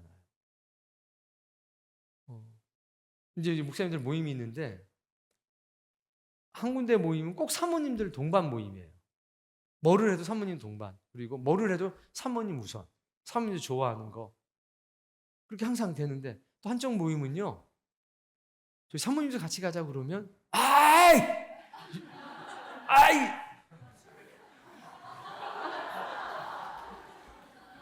그런 모임이 있어요. 그럼 사모님 모시기 너무 귀찮다는 거예요.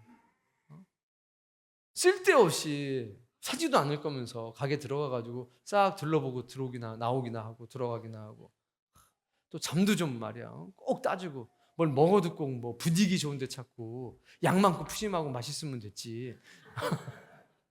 이런 모임에 제가 속해 있어요. 그런데 이게 지속되면 끝이 안 좋거든요. 봐요. 지금은 집에서 사모님들이 목사님 기다린단 말입니다. 딱 은퇴하면 아니에요. 은퇴하면 이제 사모님들은 사회적 활동이 많아요. 이 사모님 만나고 저 사모님 만나고 집사님 권사님 만나고 막 돌아다니는데 목사님은 갈 데가 없어요. 왜냐하면 남자들은요, 업무 아니면 안 만나거든요. 1년 동안은 버티는데 1년 지나면 사모님 나가면 잽싸게 챙겨가지고 막 따라가요. 하루 종일 졸졸졸 쫓아다녀요. 왜? 심심해. 너무 심심한 거예요. 여기 있는 남자들, 마음 둘 곳 없는 아내가 내 아내라고 생각하셔야 돼요. 누구지? 이러지 마시고 따라해봐요. 내 아내가 마음 둘 곳이 없다. 이렇게 마음을 먹어야 돼요. 미래를 걱정하고 살아요. 어떻게 하면 남편과 보는 날 잘 지낼 수 있을까요? 이거 착한 분이에요. 나 같으면 여기서 어떻게 쓸 거냐면, 어떻게 하면 이 남편과 먼 날 멀리 떨어져 지낼 수 있을까요? 이렇게 질문했을 거예요. 근데 뭐라고 그러냐? 어떻게 하면 이 남편과 잘 지낼 수 있을까? 이렇게 질문해 주잖아요. 얼마나 고마워요. 정말 고마워요. 그러니까 내 아내가 그렇다고 다 그렇게 믿으셔야 돼요. 그리고 오늘 밤부터 좀 잘해줄 수 있겠어요? 거기 4명만 일로 와서 앉아요. 내가 상 줄게. 상이 한 5개 되는데, 근데 내가 이상해요. 네.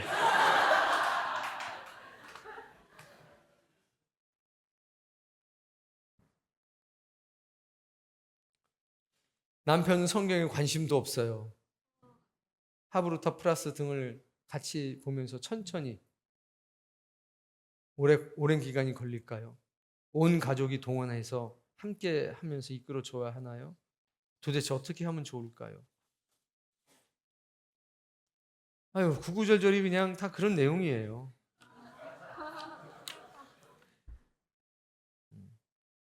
우리 부부는 서로의 칭찬 부족, 잘못에 대한 사과 인정 부족, 소통 부족, 뭐 그렇다고 싸우지도 않습니다.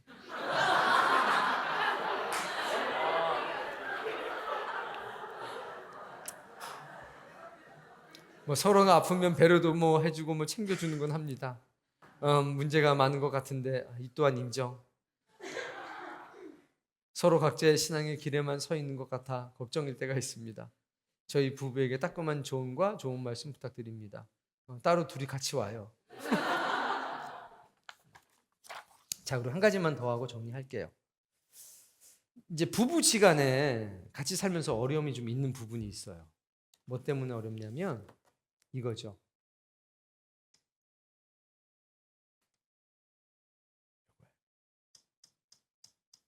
여기서는 1부터 10까지 있어요. 여기는 1부터 3까지밖에 없어요. 그러면 공통될 수 있는 건 1부터 3까지밖에 없겠죠. 그러니까 1과 3이 이제 여기에 들어가 있는 거예요. 부부지간에는 이런 게 정말 많아요. 여러 가지 면에서. 자, 먹는 거 잠깐 예로 들어볼게요. 아내는 3개밖에 못 먹어요. 남편은 몇 개 먹냐? 10개를 먹어요. 자, 그러면 누가 누구한테 맞춰야 할까요? 얘기해 보세요.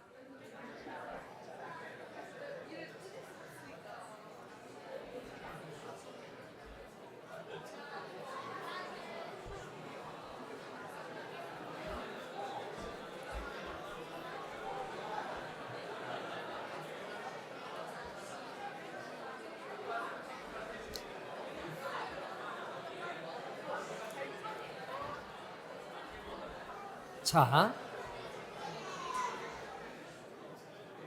근데 한 가지만 좀 물어볼게요. 저기 남자들하고 떨어져 앉으니까 좀 편해요? 여자들하고 떨어져 앉으니까 편해요?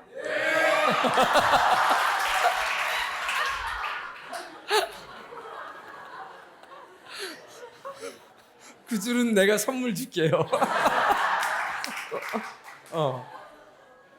저기 김은주 집사님, 선물 있잖아요. 좀 이따 나오라고 그래가지고 저기 김재욱 선교사, 우리 최 집사님, 그리고 저기 재환 청년, 영섭 청년, 저 네 분한테 그거 주세요. 본인 주고 싶은 거로 주시면 돼요. 비싼 것도 있더라고요. 비싼 것도. 뭐 하고 있었죠? 자, 보세요.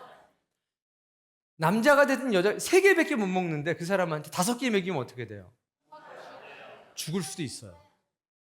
자, 근데 난 10개를 먹어야 되는데 3개를 먹으면 어떻게 돼요?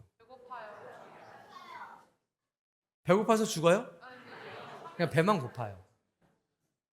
근데 1개 정도 더 먹으면요. 그런 거예요. 자, 아내는 예를 들어서 쇼핑을 10번을 해야 돼. 근데 남편은 3번만 해도 돼. 혹은 2번만 해도 돼. 그럼 쇼핑을 어느 정도 해야 될까요?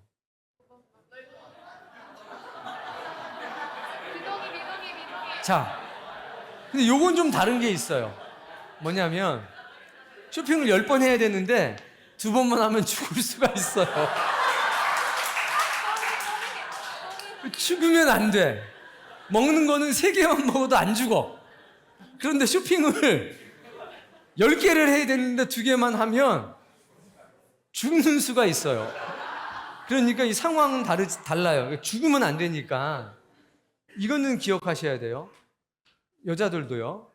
남편이 2번 정도 쇼핑밖에 못 하는데 남편한테 5번 쇼핑을 시키면 남편도 죽어요. 심장마비 걸려서 죽어요. 그러니까 부부지간에는 약한 쪽에다가 맞춰야 돼요. 기본이. 뭐든지 부부는 어디다 맞춰요? 생활이나 삶에 관한 것은 어디다 맞춘다? 근데 믿음의 삶에 관해서는 어디다 맞춰야 되냐? 강한 쪽에다 맞춰야 돼요. 그러니까 끌어올려가는 과정이 필요해요. 물론 그것도 나중에 얘기 드릴게요. 근데 삶에 있어서는, 생활에 있어서는 어디다 맞춘다? 항상 약한 쪽에 맞춘다. 그리고 죽냐 안 죽냐를 따져봐야 돼요. 죽냐 안 죽냐. 그래서 조금밖에 못하는 사람은 많이 하면 죽을 수도 있습니다. 먹지 못하는데 자꾸 먹이면 죽을 수도 있잖아요. 근데 큰 사람은 좀 부족함은 느끼지만 죽지는 않아요. 그러니까 이게 뭐든지 뭐가 됐든지 많이 하는 사람이 누구한테 이렇게 서로가 교집합이 되는 이 부분에서 마치고 여기서 플러스 마이너스 일씩은 서로 좀 양보를 때때로 하고 살면 그게 가장 좋을 것 같다. 이 말씀은 좀 드릴게요. 이거는 모든 면에 그래요. 모든 면에 그러니까 이걸 참고해 주시면 좋겠다. 이렇게 해서 오늘 갑자기 질문이 생각난 거 있으면, 하고 싶은 질문이 있으면 한번 해보세요. 조금 더 해주셨으면 좋겠다는 부분이 있으면 밑에 옆에 사람들과 얘기하시면서. 네.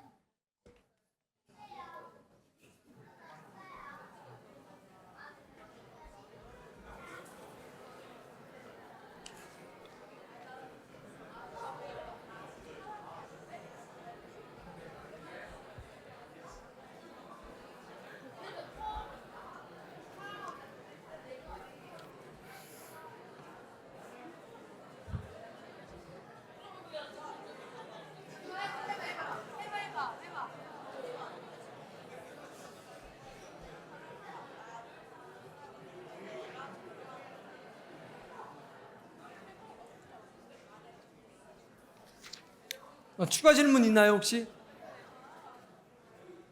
예, 예.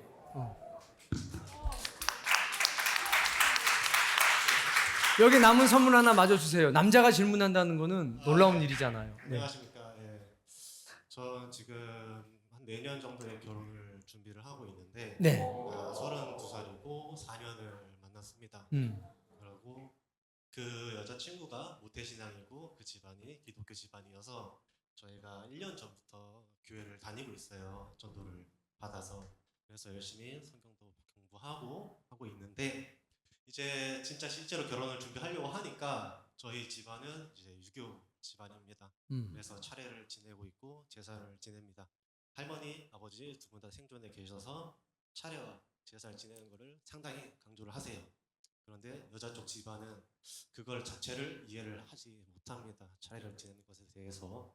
근데 저는 물론 율법적으로 따지면 우상 숭배 안 좋다고 생각하고 뭐 하지 말아야 된다고 생각하지만 제가 만약에 차례를 지내지 않으면은 저희 어머니께서 계속 제사상을 하실 것이고 그렇게 되면은 제가 불효자가 되고 뭔가 자식으로서의 도리를 못하는 것 같은데 이 불효자가 되는 것에 대해서 죄책감을 가지지 않아도 되는 건지 아니면은 데리고 와서 어떻게든 차례상을 지내고 절망하지 마라 뭐 이렇게 해야 되는 건지 지금 잘 모르겠습니다. 그 상황에 대해서. 감사합니다.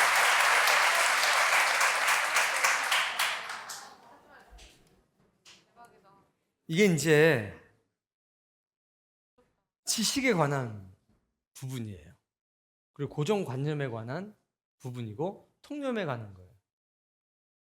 제사하고 효를 일치시키는 거잖아요. 일단 제사 지내면 효, 제사 안 지내면 불효, 이런 마인드가 있는 거죠. 기본적으로. 저희 아버지께서 그렇게 생각을 강하게 하십니다. 그래서 저도 그거를 좀 영향을 많이 받고. 그렇죠. 요게 이제 이런 거예요. 근데 이제 저쪽에는 어떤 생각이냐면 제사 이꼬로 우상숭배 절대 안 됨. 이런 관념이 있는 거잖아요. 예, 맞습니다. 그럼 한번 생각해 보세요. 그 와이프한테 제사 지내야 돼. 난 불효자 되기 싫어. 제사 지내야 돼. 하면 그쪽에서는 뭘 바꿔야 되는 거예요?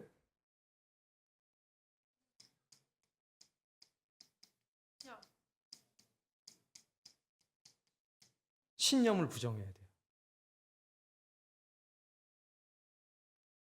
그냥 불효자 되고 이런 게 아니라 자신의 신념을 부정해야 돼요. 평생, 그리고 앞으로 영원히 지켜나가야 될 어떤 신념을 부정해야 되는 거예요. 그러니까 불효자가 되는 것도 힘들죠. 그런데 자신의 신념을 부정하는 거는 불효자가 되는 것 이상의 고통이 존재해요. 뭐가 맞고 틀리고가 아니라 현상적으로 그렇다는 거예요. 당연히 이 부담이 있죠. 부담, 본인이 느끼는 부담 당연히 있어요. 그런데 상대방 여자 쪽에서는 내가 불효자가 될 수 있어라는 느끼는 그 압박감보다 훨씬 더 큰 힘듦이 있는 거예요. 심지어 어떤 나라에서는 이것 때문에 우리나라 처음 들어왔을 때, 기독교 들어왔을 때 이 문제 때문에 죽기도 했어요. 아니, 제사 그냥 지내면 되지. 그게 죽을 일인가? 근데 그게 신념에 관계되는 거예요. 그러니까 내가 죽어도 제사 지낼 수는 없어라고 죽음을 택했던 사람들이 많이 있단 말입니다. 그런 사람이 1000명이 넘게 한강 고수부지에서 십자가에 매달려서 죽었어요. 그것 때문에 죽이고 그것 때문에 죽임을 당하고. 그러니까 신념이라고 하는 게, 믿음이라고 하는 게 그렇게 중요해요. 어떤 사람에게. 뭐 어떤 사람에게는 별로 안 중요할 수 있어요. 제사가 기독교인한테 별로가 아니라 하나도 안 중요하잖아요. 그렇죠? 근데 유교 입장에서는 이거 굉장히 중요한 일. 서로 그런 거예요. 그런데 뭐가 맞고 뭐가 틀리고를 따지기 전에 지금 그냥 현재 상태에서 그 사귀는 여자친구가 느낄 어떤 압박감, 본인이 느끼는 압박감, 두 개를 다 인정을 하고 어떤 게 더 압박이 큰가를 한번 따져볼 필요가 있는 거예요. 이게 첫 번째고, 두 번째는 제사 이꼬르 효라고 하는 관념이 어떻게 생겼는지, 그 제사 지내는 건 우상 숭배라고 하는 관념은 어떻게 생겼는지를 알아보는 게 중요해요. 제사 이꼬르 효라고 하는 거는 성리학이잖아요. 이건 성리학이란 말이에요. 성리학에서 왜 그렇게 주장하게 됐는지 이 스토리가 있어요. 그 스토리는 내가 개인적으로 알려줄게요. 요건 한 15분이면 돼. 제사를 우상 숭배로 인정하게 되는 거는 기독교 교리잖아요. 여기엔 이런 게 있는 거예요. 조상이 존재를 하는데 죽은 조상에게 경배하는 순간 조상을 신으로 만드는 거고, 조상을 신으로 만드는 순간 우리 가문 전체가 심각한 죄에 빠지게 된다라는 교리가 있는 거예요. 그러니까 이거는 당장 너와 나의 문제뿐만이 아니라 정말 가문의 운명이 걸려 있는 것 같은 그런 상황이 되는 거죠. 그러니까 왜 그렇게 됐는지도 좀 자세하게 알아본다면 판단하는 데 좋을 거예요.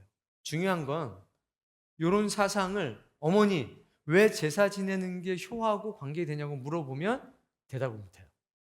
그냥 부모님이 이렇게 하셨어 라고 대답을 해요. 근데 그 시작은 성리학이라는 것으로 시작이 됐는데 이거 되게 재밌어요. 이거 기억나시는 분 손 한번 들어보세요.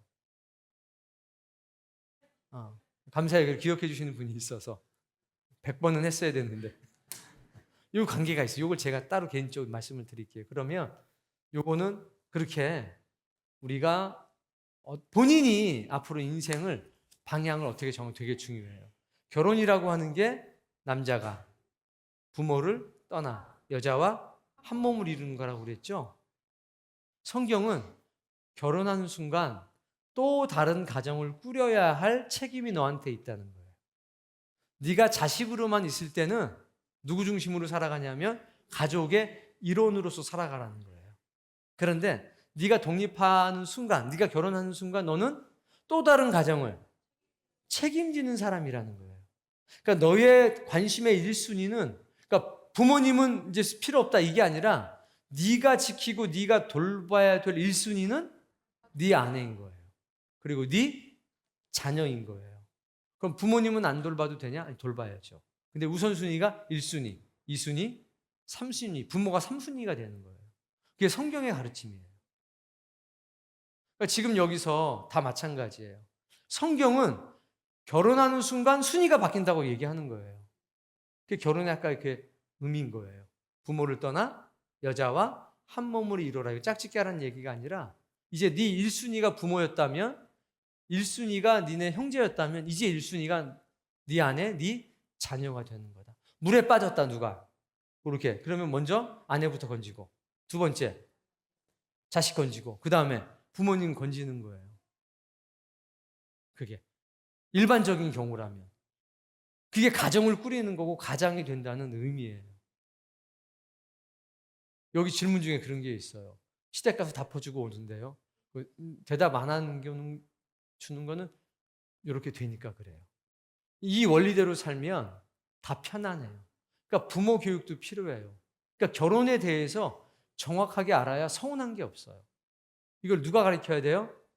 부모님이 가르쳐줘야 돼요. 너 이제 결혼하게 되면 네 인생의 1순위는 우리가 아니라 네 아내와 너의 자녀들이다. 엄마 아빠는 3순위다. 이렇게 딱 얘기를 해줘야 돼요. 그리고 그 준비도 떠나보낼 준비도 당연히 해야 되겠죠. 언젠가 만나요?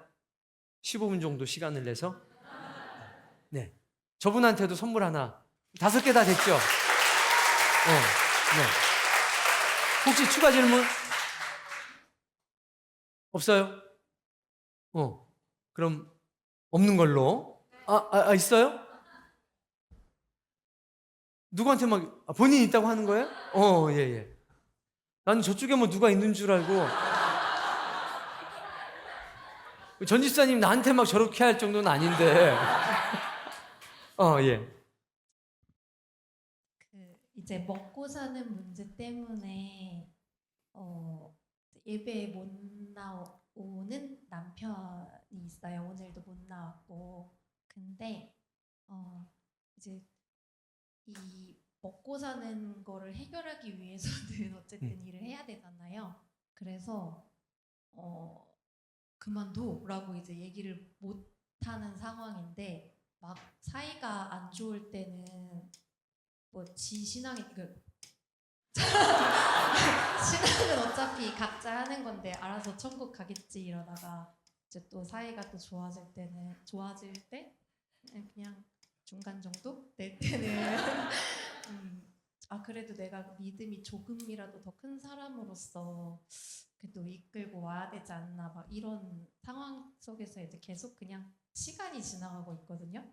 그래서 이제 오늘 같은 좋은 예배에도 이제 함께 듣고 이야기를 나누고 싶은데 그런 것들을 못해서 조금 고민입니다. 네. 좀 쉽게 풀면, 꼴보기 싫을 때는 그래, 네 알아서 천국 가라. 우리 신앙은 각자 하는 거니까 이런 마음이 좀 강한 거죠. 그러다가 좀 덜 미울 때는 너무 불쌍한 거예요. 맞죠? 그 얘기는 뭐냐면 불쌍하다는 얘기예요. 내 성질만 안 건드리면 불쌍한 거죠. 누구나 그럴 수밖에 없어요. 같이 사니까 애증인 거예요. 사랑하니까 그런 감정도 있지, 사랑하지 않으면 그런 감정 없죠. 근데 우리가 직업을 선택할 때 인생고라고 하잖아요. 일시적으로 그런 상황에 놓일 때 있어요. 요거 인정. 일시적으로. 그래서 3개월 동안 저기 사우디아라비아 가서 3개월 동안 일하고 와야 돼. 오케이, 괜찮아. 5년 가야 돼? 반대. 그러니까 일시적으로 내가 예배를 드리지 못하고 어떤 회사나 내 비즈니스 어떤 것들을 해야 될 경우가 있어요. 일시적이다. 오케이, 괜찮다. 근데 그게 정기적이거나 장기다 그러면 안 돼요. 그거는 바꿔야 돼. 그러니까 처음부터. 근데 지금 어떤 게 딱 세팅이 돼가지고 어떻게 해야 되나요? 이거 좀 곤란한 거예요. 참 힘든 거. 당장 먹고 살아야 되는데. 그러니까 제일 좋은 건 이런 상황이 되기 전에 미리 준비시키는 게 제일 좋겠죠. 근데 언젠가 한 번은 이걸 어떻게 해야 되냐? 끊어내야 돼. 근데 끊어낼 때 조심하셔야 돼요. 기도하셔야 돼요. 함께 이 문제를 두고서 울타리 가족들끼리 모여서 기도하고, 그리고 중재 기도단 기도 부탁해서 기도로 1년 한 적이 몇 개월씩 충분하게 기도하면서 내가 말씀으로 무장된 다음에 딱 해야 돼. 그냥 감정적으로 할 일은 아니에요. 기도하면 길이 열린다. 그런데 열리더라도 쉽지는 않다. 그러나 기도하면 반드시 문이 열린다. 뜻이 있는 곳에 길이 생긴다. 그 대신에 함께 기도해라. 그리고 규칙적으로 기도해라. 장기적으로 기도해라. 그리고 나서 선언하고 선포하면 하나님께서 길을 여신다. 우리는 항상 기억해야 돼요. 먹고 사는 문제 중요하죠. 우리는 떡도 먹어야 되고 말씀도 먹어야 되는 존재예요. 그러니까 굉장히 중요한 문제니까 함께 모하면서 기도하면서 결단을 해라.